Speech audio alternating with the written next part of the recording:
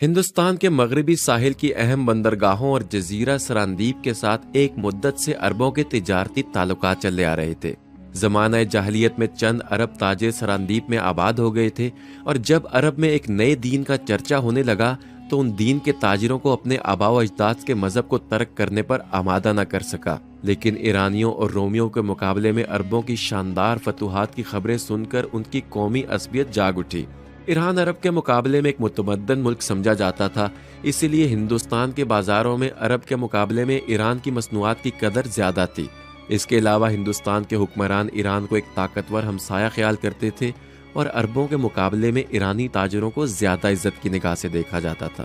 اگر شام سے کوئی قافلہ آ جاتا تو روما کی قدیم ستوت سے مروب ہندوستانی انہیں بھی عربوں سے زیادہ مراعات دیتے تھے۔ لیکن حضرت ابو بکر صدیق اور حضرت عمر فاروق رضی اللہ تعالیٰ عنہ کی شاندار فتوحات نے عربوں کے متعلق ہمسایہ ممالک کے باشندوں کا زاویہ نگاہ تبدیل کر دیا۔ سراندیپ اور ہندوستان کے دو حصوں میں آباد ہونے والے وہ تاجر جو ابھی تک عرب کے اندرونی انقلاب سے متاثر نہیں ہوئے تھے، کفر کے مقابلے میں اسلام کی فتوحات کو ایرانیوں اور رومیوں کے مقابلے میں عرب کی فتوحات سمجھ کر خوشی سے پھولے نہیں سماتے تھے۔ عربوں کے نئے دین سے ان کی نفرت اب محبت میں تبدیل ہو رہی تھی، اور اس زمانے میں جن لوگوں کو عرب جانے کا اتفاق ہوا وہ اسلام کی نعمتوں سے مالا مال ہو کر واپس آئے۔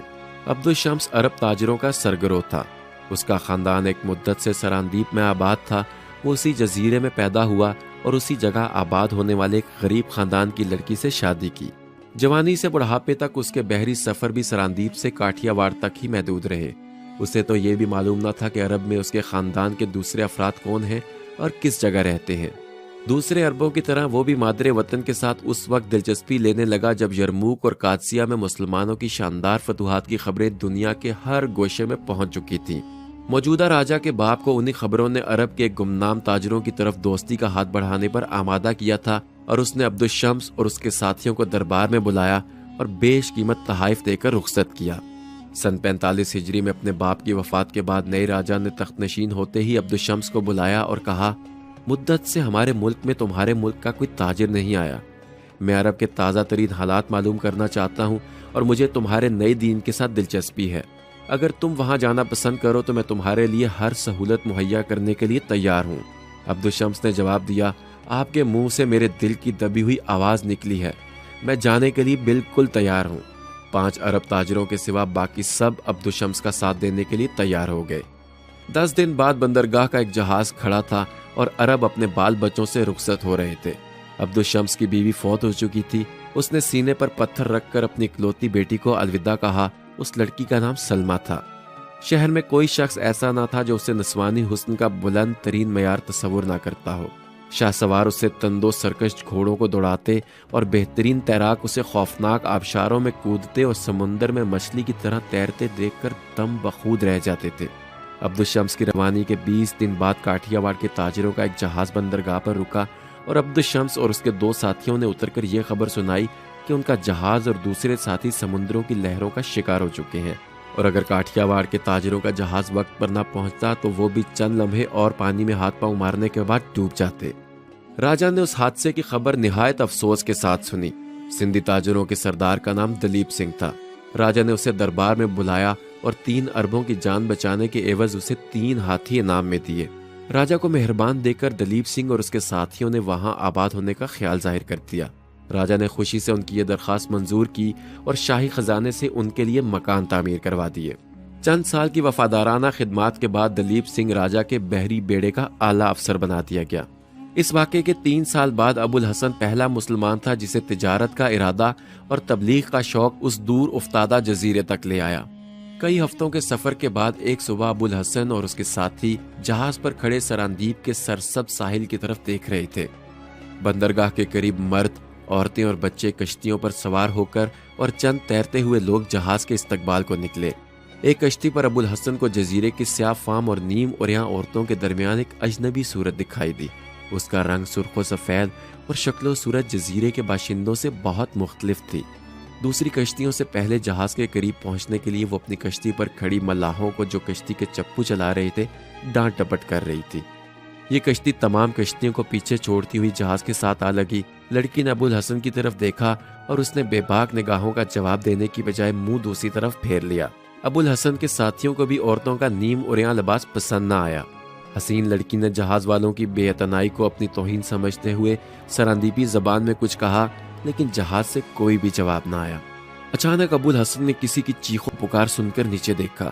کشتی سے 8-10 گز کے فاصلے پر وہی خوبصورت لڑکی پانی میں غوطے کھا رہی تھی اور کشتی والے اس کی چیخ و پکار کے باوجود سخت بے اعتنائی سے اس کی طرف دیکھ رہے تھے۔ ابو الحسن نے پہلے رسی کی سیڑھی پھینکی، لیکن جب اس بات کا یقین ہو گیا کہ لڑکی کے ہاتھ پاؤں جواب دے رہے ہیں اور وہ سیڑھی تک نہیں پہنچ سکتی تو وہ کپڑوں سمیت سمندر میں کود پڑا، لیکن لڑکی اچانک پانی میں غائب ہو گئی اور وہ پریشان ہو کر ادھر ادھر دیکھنے لگا۔ اتنی دیر میں بہت سی کشتیاں جہاز کے گرد جمع ہو چکی تھی اور جزیرے کے باشندے کہے لگا رہے تھے۔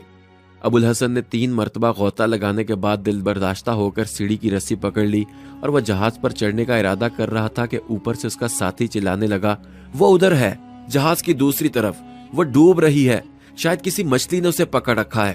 مقامی مردوں اور عورتوں نے پھر کہا لگایا۔ ابو الحسن اس لڑکی کے جہاز کی دوسری طرف پہنچنے کی وجہ نہیں سمجھ سکا۔ تشویش اور حیرانی کے ملے جلے جذبات کے ساتھ اس نے جلد ہی پھر غوطہ لگایا اور جہاز کے نیچے سے گزرتا ہوا دوسری طرف پہنچ گیا، لیکن وہاں کوئی نہ تھا۔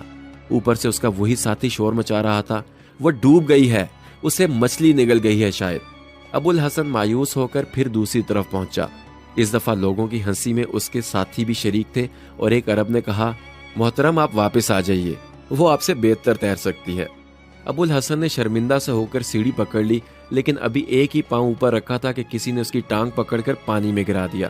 اس نے سنبھل کر ادھر ادھر دیکھا تو لڑکی تیزی سے سیڑھی پر چڑھ رہی تھی۔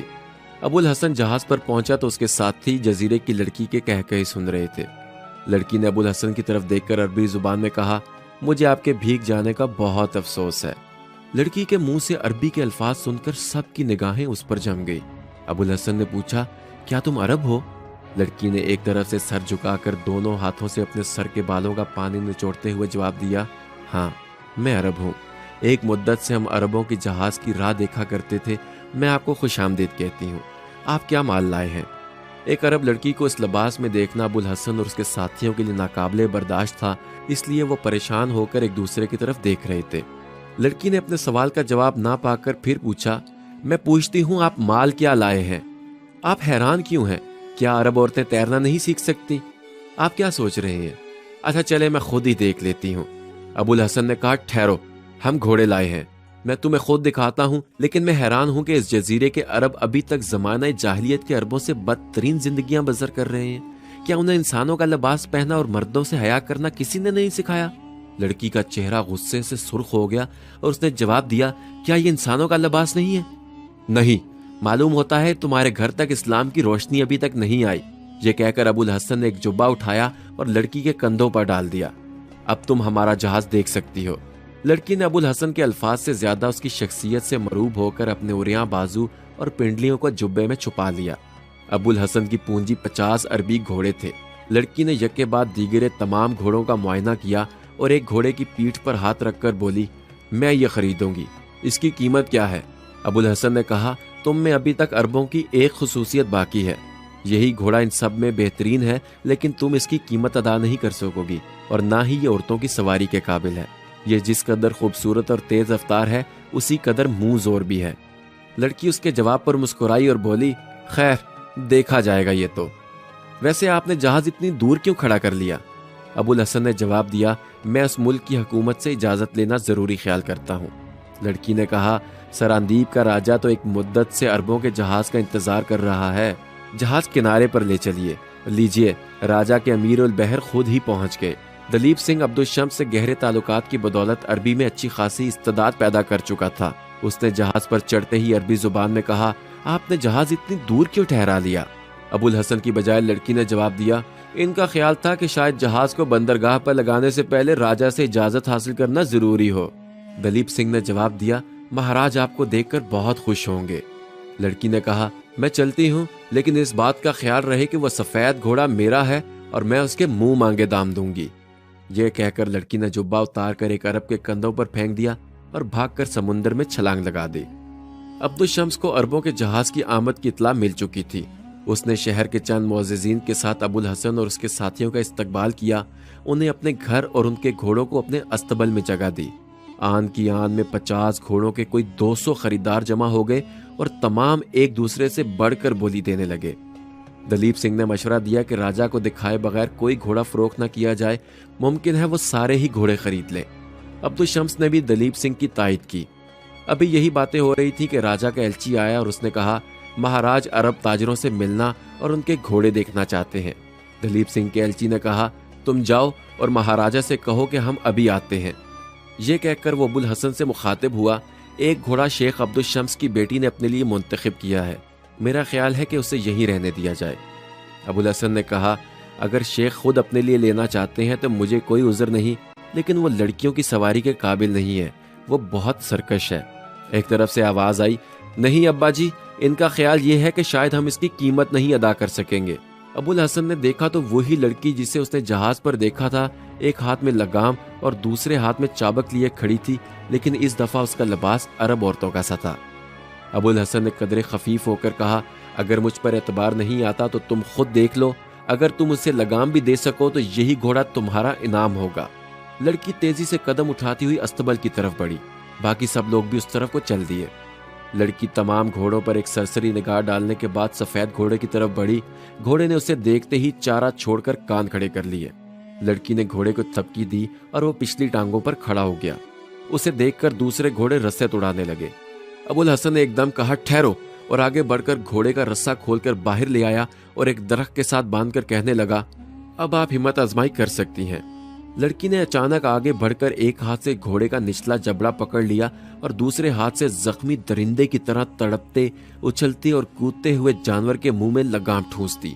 تماشائیوں نے حیرانی پر قابو نہ پایا تھا کہ اس نے رسہ کھولا اور گھوڑے کی پیٹھ پر سوار ہو گئی۔